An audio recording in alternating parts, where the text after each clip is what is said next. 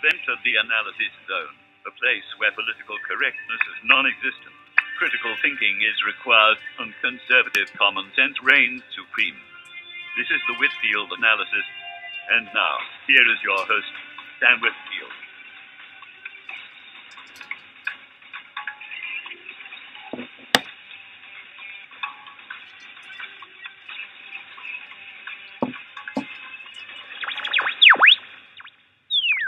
Morning glory and evening grace, America. Sam Whitfield here with my intern, Jared Kovacs. This is the Whitfield analysis on Next Gen Conservative Radio via Blog Talk Radio. Thank you for joining us. We have a very exciting show for you today. Coming up in the program, we have Ben Shapiro from Breitbart.com, who will be calling in here in just a couple minutes. He should be coming on. Just let me text him real quick to make sure that he's got the right number. That'll be exciting. Hearing Ben Shapiro. Yeah, we will be talking to him about the Benghazi attacks and Now, when Mitt Romney gets elected, he's going to deal with those pretty well. Well, a lot better than we've seen. Yeah, that's one thing I do want to talk about too, with Jared and with Ben Shapiro. Folks, as you may know, the Benghazi attacks happened a little over a month ago. First, the Obama White House and the mainstream media tried to blame the Benghazi attacks on a YouTube video. That's crazy. They should be blaming it on themselves. They shouldn't be blaming it on anyone. Did they even deal with it the slightest bit? No, they didn't. Well, so first we hear that So first we're hearing, oh, there Mr. Shapiro is. But first, while I'm on the subject, first we're hearing that, Benghazi was part of a YouTube, sparked because of a YouTube video. Then we're hearing, that, in fact, it wasn't a YouTube video, that, the White House thought it was a terrorist attack. Then, the last two bits of information we got were that Fox News obtained emails stating that the White House knew about the attacks beforehand, and it's just been a major mess. So the telephone number, if you want to call in on today's program after I talk with Mr. Shapiro, is 714-816-4740. Right now, Ben Shapiro is on the line. I'll bring him up in just a sec. Ben Shapiro is the editor-at-large for Breitbart.com. He used to work side by side with Andrew Breitbart, who, as many of you know, is one of my heroes. And he and Larry O'Connor have just done a great job running that site. I trust them to bring me the news every day. So without further ado, I'd like to bring on Mr. Ben Shapiro. Mr. Shapiro, thank you for coming on the program. Hi, how are you? Good. So, first of all, sir, I'd like to ask you a little bit about yourself. How did you get started in the blogging industry, I guess? Well, I started off when I was really young. I started off as a columnist for the UCLA Daily Bruin, and then got a syndicated column about a year later when I was 17 years old. So I was the youngest syndicated columnist in the country. It was about that time that I met Andrew, actually. Andrew saw my column in the UCLA Daily Bruin, and was impressed that there was some. This is how Andrew was. He was impressed that there was somebody there who was conservative, and he emailed me out of the blue. He was the other half of Matt Drudge's website at that point. He had nothing to, he had not started his own enterprises at all. And he said, "Why don't we get together?" And we ended up at like a taco shop in Westwood, which is typical Andrew. Over time, my career grew, his career grew, and by the time he hired me, we had been friends for over a decade. And he said on Dennis Miller's show that it was the longest political flirtation in American history, because we'd been talking about working together for about a decade. So he hired me, and unfortunately, 3 weeks later, he dropped dead, which was obviously tragic for everybody. So, it was through the grace of God that I was allowed the opportunity, number one, to know Andrew, but number two, to help out when he died, carrying forward his legacy. Wow. Wow. He was one of my heroes as well. I don't think I've ever seen anyone more passionate than him. What was he like as a person? It's funny. Andrew described himself pretty well. He understood himself pretty well. He said that he basically had two modes. One was kind of sheer hilarity, and the other was complete and utter righteous indignation, which is, of course, the name of his book. And that was pretty much that. That's pretty accurate. That's who Andrew was. He was either extraordinarily upset with the political situation and fighting all the time, or he was jocular. I think he used the word jocularity a lot. So that's who Andrew was. He was hysterically funny. One of his favorite things to do with me was that I'm an Orthodox Jew and very socially conservative. Andrew was not socially conservative. He wasn't socially liberal. He wasn't really into social politics very much. But he was very, he used to like making dirty jokes in front of me, and then waiting for me to laugh. And then he'd kind of look at me and wait for me to laugh. And then he'd start laughing hysterically as soon as I gave him a little bit of a chuckle. So that was one of Andrew's favorite things. That's kind of who Andrew was. He was a prankster. He saw himself as a merry prankster. He was somebody who liked to have fun with it. In the last years of his life, obviously, as he became bigger and bigger, I think it was still fun for him, but it also became a much more serious game for him. He became much more serious about it. He always had a good time with it, but he saw kind of what was at stake in the country, and especially with the leftist reaction against the Tea Party, he became much more of the righteous indignation guy, and the jocularity guy had to take a backseat because we were living in serious times.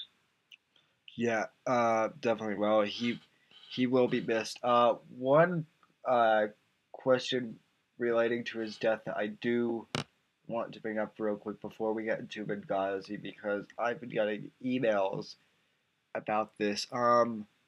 There are some individuals out there who believe that he was assassinated. No, it's not true. There's no evidence to that whatsoever. I knew Andrew longer than anybody at the company, with the exception of Larry Soloff, who knew him since he was 5 years old. There's no evidence to that effect whatsoever. Andrew had a congenital heart defect. He was adopted, so nobody knew that he had a congenital heart defect because nobody knew his parents.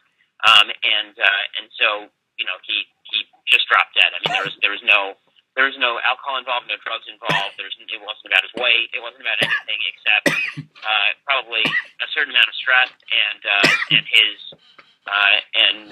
this congenital heart defect. There's no evidence whatsoever that there was anything dirty afoot. I know in the days after he died, there's a lot of talk about that, and those of us who knew him well, we knew that it was nonsense right off the bat. But there were a lot of people obviously who were trying to make a big deal out of that or suggest that it was the case. There's again no evidence to suggest that, and in fact, there's evidence to the contrary. So. All right, well, that's good to hear. I never believed it either myself. But anyway, one of the reasons why I brought you on here, other than that I'm a big fan of your work, is I saw your article that you wrote. You've been writing. You guys have been covering this whole issue with Benghazi a lot, and so I just want to ask you a couple questions. So my show is targeted primarily at the high school generation and the college generation. So my first question is, what do you think is going on with Benghazi? Why is the president? Why has the president been so incompetent with the situation, and why is this important to America? And more specifically, well, I mean, it should be important to every American when Americans get killed. But I mean, beyond that, this is a reflection of the president's cowardly foreign policy. He's somebody who had suggested that everything was sort of hunky-dory in Libya and preferred to ignore the ramifications of what was going on in terms of the terrorist threat there, just like he's preferred to ignore the ramifications of the terrorist threat, particularly Islamic terrorism everywhere else. There are several issues to do with Benghazi that are incredibly disturbing. The first is, how is it even possible that we don't have Marines on the ground protecting our ambassador in Benghazi? We're not talking about having Marines on the ground to protect our ambassador in, say, France, where, by the way, we do have Marines that protect the ambassador. We're talking about freaking Benghazi. Okay, Benghazi is one of the most terrorist-laden places on earth. The entire city was controlled by a terrorist group called Ansar al-Sharia. It turns out that was the exact terrorist group that murdered the ambassador. We didn't have security there. That's question number one. Question number two is why the president then proceeded to blame a YouTube video for several months, right? I mean, for weeks and weeks and weeks, going on 2 months, he blamed a YouTube video for the assassination of our ambassador, which was insane. I mean, there's nothing to do with the YouTube video. So that begs the question of why did he lie about it? And the answer as to why he lied about it, it's turning out now, is because he had every ability to stop what was going on in the terrorist attack, apparently. Apparently, we had drones in the air, in the area. We had gunships that were available to go to the site of the terrorist attack. We had agents available, and they were told to stand down eventually because they were heroes. They just ignored the order and went to save their comrades. But this is what the Obama administration is all about. They're cowards. And on foreign policy, they've been hiding behind the Bin Laden kill for several years at this point. And the fact is this: the Bin Laden kill was not a foreign policy, and any president, including Jimmy Carter, would have made the call to kill Bin Laden. That was not even a close call. What is a closer call is, do you send support to save our ambassador? And President Obama stood there and did nothing. Apparently, I mean, there are now reports coming out that he was sitting there watching it live in the Situation Room at the White House as this whole thing was going down and didn't do a thing to help save our folks. So, I mean, it should be disturbing to every American when the President of the United States is not doing anything to protect our ambassadors, to protect U.S. staff. This has nothing to do with politics. This is impeachable stuff. And for him to suggest that people are just playing politics over the death of Americans, it's insipid. There's no justification for him for that accusation. His righteous indignation during the debate was maybe the saddest display of political chicanery that I've seen in my lifetime. I could agree with you more. I think it is impeachable stuff. The whole thing just stinks. You know, I'm a senior in high school, and I've been in this talk radio thing. I've been involved politically for the last 4 years, doing a blog and a talk show, and I've never seen this much corruption from any political office. One of the things that completely baffles me, though, it doesn't shock me, but I think it is an issue that needs to be brought up. Why are we not hearing about this from the mainstream media, do you think? Well, I mean, the answer is because, and this is one of Andrew's big kicks, but, you know, the mainstream media is, they're lackeys. They're lackeys for the Obama administration. On the Sunday shows this morning, I mean, our lead piece on the site was this, written by Joel Pollack, who's our editor-in-chief, and Joel and I discussed it before he wrote it. The fact is that the Sunday shows this morning didn't even ask a single question about it. The only person who asked a question about it was Bob Schieffer, and it was a follow-up question to something that a Republican asked. So what we're watching here is the mainstream media trying to run out the clock in this election cycle. They think that if they just ignore Benghazi, ignore Libya, it won't have any effect on the election. They're wrong. Obama's going to lose, and one of the reasons he's going to lose is because he's a coward on foreign policy, and we're seeing it. Do you think that, like, I don't want to go on into conspiracy theories here, but I honestly think that the president is trying to hide something sinister here. Am I the only one that feels that way, or, I mean, No, I mean, I think we have to wait and see what all the information is before we know exactly what it was he's trying to hide. There's no question he's trying to hide something. At the beginning we thought maybe he was trying to hide the fact that there was a terrorist attack at all, and now it appears that he was trying to hide the fact that he could have stopped it and did nothing. And now there are, other rumors out there about what exactly we were doing in Benghazi in the first place. There was a CIA office there. There are questions as to what was happening there. So what we're watching right now is the unraveling of the Obama foreign policy, and Paul Ryan has said that, and so has Mitt Romney, and they're exactly correct. Obama's foreign policy is based on, it really is chewing gum and bailing wire, and they have no clue what they're doing. Or if they do have a clue what they're doing, it's even more nefarious than I'm suggesting right now. Because if they have a clue what they're doing and this is how they act, then there is no justification for this administration. No, there certainly is not. Well, Mr. Shapiro, I certainly thank you for your time, and I'd like to talk to you more in private, maybe about helping out with Breitbart and some of that stuff. But in the meantime, thank you for your time, and thank you for coming on. And where can we find you other than Breitbart? You can follow me on Twitter @Ben Shapiro. That's the easiest way to see all my stuff. I also write a syndicated column for Town Hall, and if you want to listen to me on the radio, you can tune in every weekday, 6 to 9 a.m., KRLA 870, which is one of the stations in Los Angeles, so KRLA870.com. All right, thank you very much. Thanks a lot. All right, folks, so that was Ben Shapiro. He just joined us for the first couple minutes of the program.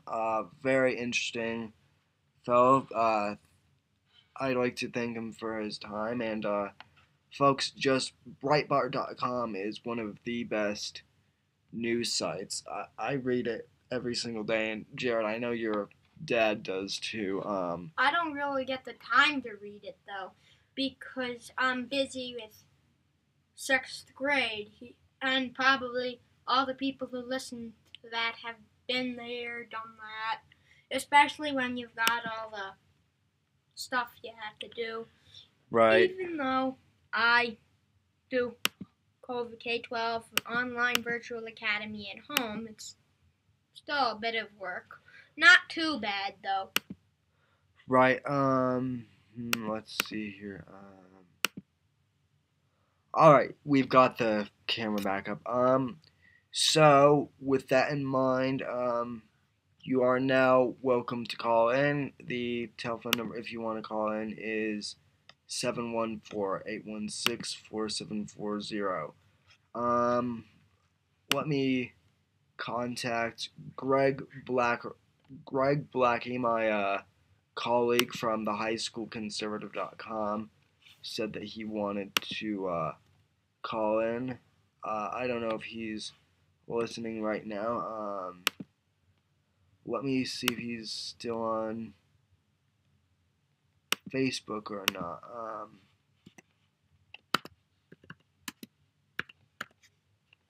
Alright, Greg, I just messaged you. Please call in when you get the chance. I'd love to hear your opinion, especially since he and I have, we host another radio show on Google Plus together.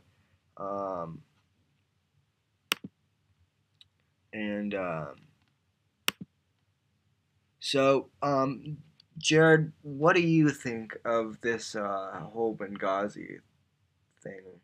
I think it is absolutely, positively, most likely ridiculous. Who would blame a YouTube video? Who? Probably someone who is a total... I don't really think I should say it. But anyway, in easier terms, a total nincompoop. Yeah. Definitely agree. Gregory Blackie, my colleague from the High School Conservative, Greg and I are good friends, and he and I host the Young Conservatives TV show on Google Plus, along with Kyle Patrick Rogers. He and I both write for the High School Conservative. Greg, my friend, what do you think about this whole Benghazi situation? It makes me very upset. You know, just like everybody else, I wanna know the truth behind this. I want to know why the administration 14 days to finally admit it was an act of terror. I want to know the truth. Yeah. I actually, obviously you just heard my interview with Ben Shapiro. What really bothers me is the fact that Breitbart and the Daily Caller and the Drudge Report, those are like the only three, well, obviously, and the High School Conservative. I feel like we're, between the four of us in the conservative media, those four organizations, we're the only ones really kind of covering this event. Why do you think that the mainstream media is trying to cover this up? Well, I think it's been pretty obvious through these past 4 years that the mainstream media has not said one thing bad about the president. What they do is they take bad situations, they spin it around to make the president look good. Right. Because they support him, and I don't think they would say anything against him. Right.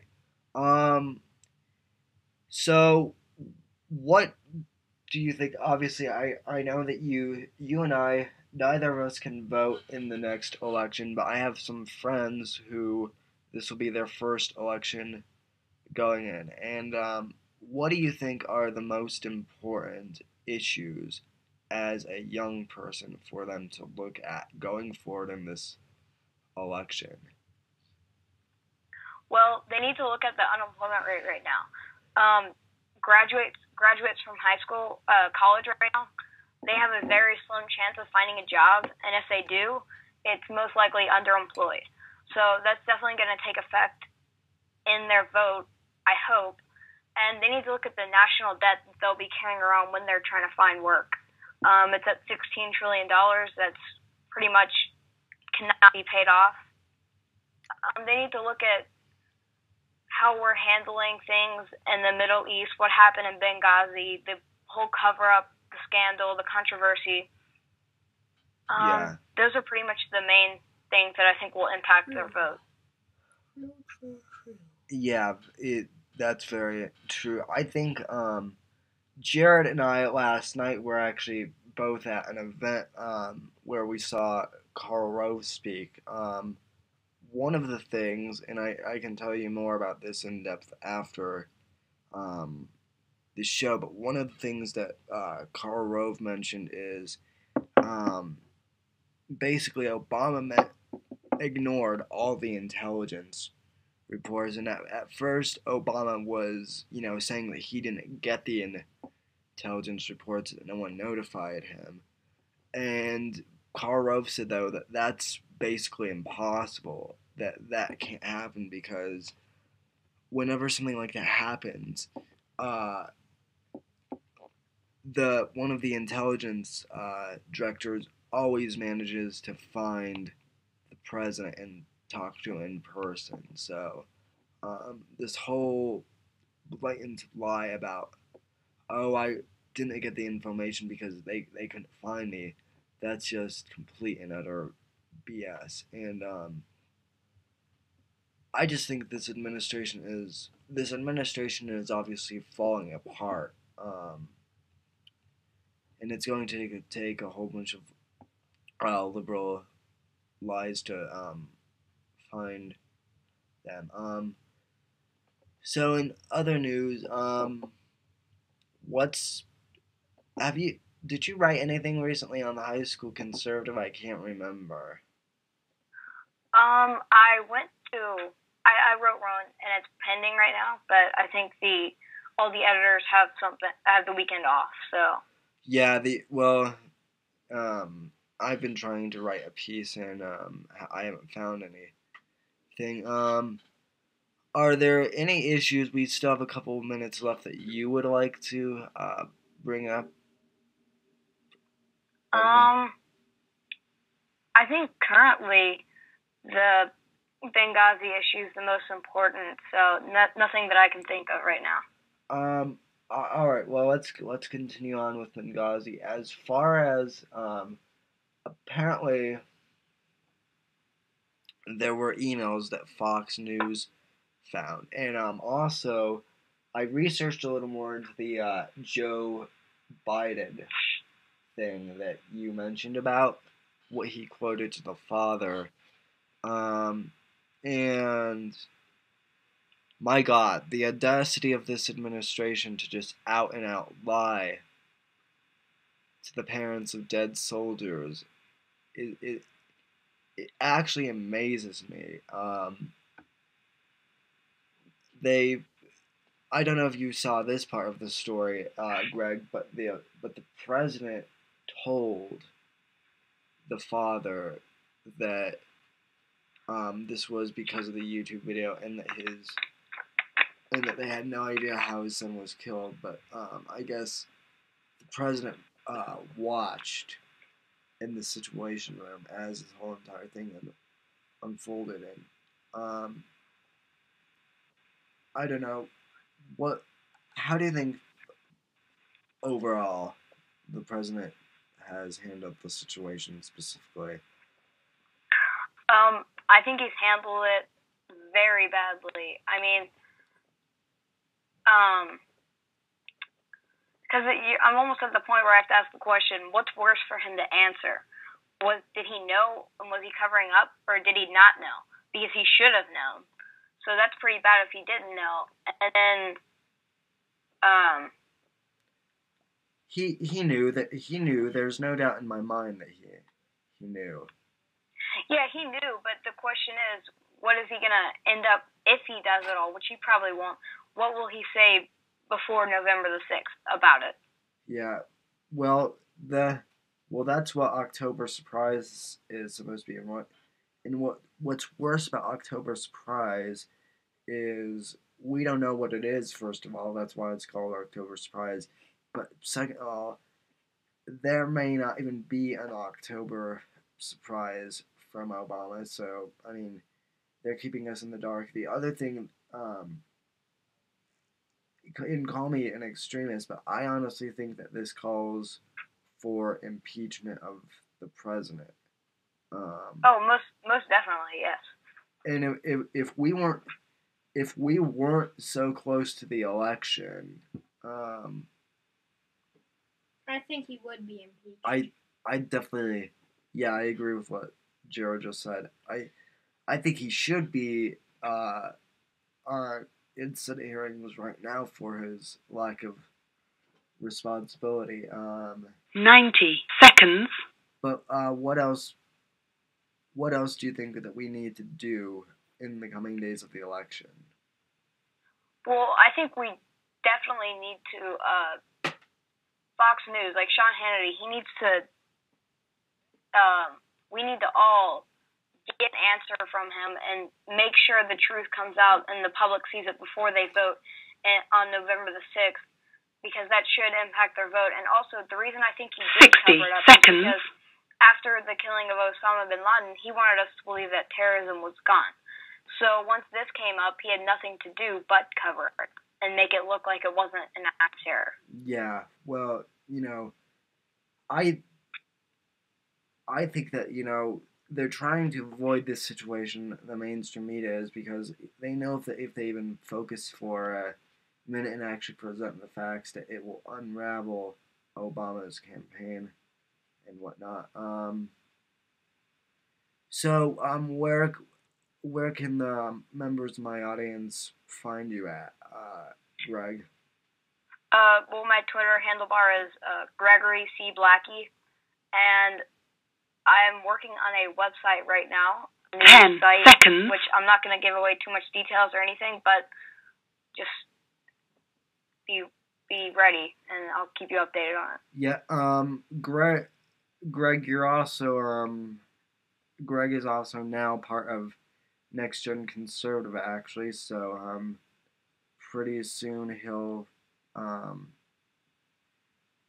if you wouldn't mind, Greg, I'd like to give you a show. I'd like to give you your own show here. So. Oh, that would be great. Oh, but if I had my own show, would I be able to promote it on my new website as well? Yeah, absolutely. Absolutely, because I myself have a separate website from Next Gen Conservative, so but yeah, I'd love to have you on and as another show host. Well, anyway, folks, I think that pretty much sums it up. Greg, thanks for coming on the show on such short notice, and I always appreciate talking with you, my friend. You too. And good night, and I'll talk to you on Facebook later. So. All right. Bye. Bye. So while we've got a little bit of time left here, Jared and I were both at the event with Carl Rove, Hugh Hewitt, and Mike Gallagher last night. And the radio show is done with its live stream, but we're recording now. So Jared, what do you think of what did you think of the speech last night? Well, I think it was pretty interesting. It was even better when they gave Karl Rove the whiteboard and he did all that with the whiteboard. It was funny. Oh. But yet factual. Yeah. And plus, with the Benghazi trash, they refuse Obama, well, the president, refuses to give the facts because he has been because he's embarrassed. He's embarrassed because he didn't do anything about it, but he wants to make himself the grand poobah of the world. Yeah, I mean, that's... And Karl Rove did bring that up, folks. I mean, in other terms, obviously, we're speaking in our own terms, obviously, but one of the things that I feel is that the reason the mainstream media... I mean, you heard it from Ben Shapiro, you heard it from Greg Blackie. The reason the mainstream media is not covering of this is because they are trying to cover Obama's ass, and it's blatantly obvious to me. It's blatantly obvious to Jared. It should be blatantly obvious to anyone else who's out there.